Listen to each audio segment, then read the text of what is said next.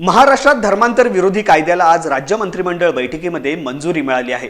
धर्म स्वातंत्र्य अधिनियमन 2026 या अंतर्गत या कायद्याचा लवकरच शासकीय जी.आर. निघेल अशी माहिती मंत्री नितेश राणे यांनी प्रसार माध्यमांजवळ बोलताना दिली आहे।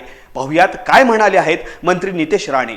विधानसभेच्या निवडणुकीच्या निमित्ताने आम्ही सगळ्या जणांनी ठणकावून सांगितलं होतं की महाराष्ट्रामध्ये सक्षम असा धर्मांतर विरोधी कायदा म्हणजे लव जिहाद विरोधी कायदा हा आमचा हिंदुत्ववादी विचाराचे सरकार घेऊन येईल असा शब्द आदरणीय मुख्यमंत्री देवेंद्र फडणवीस साहेबांनी तेव्हा दिला होता आणि महाराष्ट्राच्या हिंदू समाजाने विश्वास ठेवून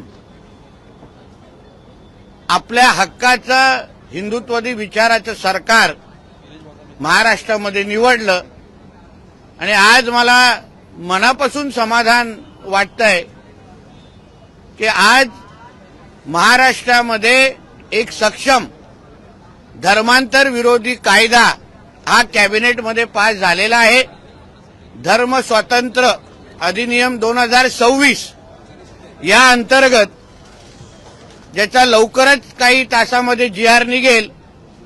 यापुढे आमच्या कुठलीही हिंदू बहिणीकडे कुठलाही हिरवा साप जिहादी वाकड्या नजरेने पाहू शकणार नाही आणि अशा पद्धतीचे कुठलेही त्यांनी लव जिहाद सारखा प्रकार करण्याचा प्रयत्न केला तर आता महाराष्ट्रामध्ये अतिशय सक्षम असा धर्म स्वतंत्र कायदा अधिनियम 2026 म्हणून आता कायदा लागू झालेला आहे।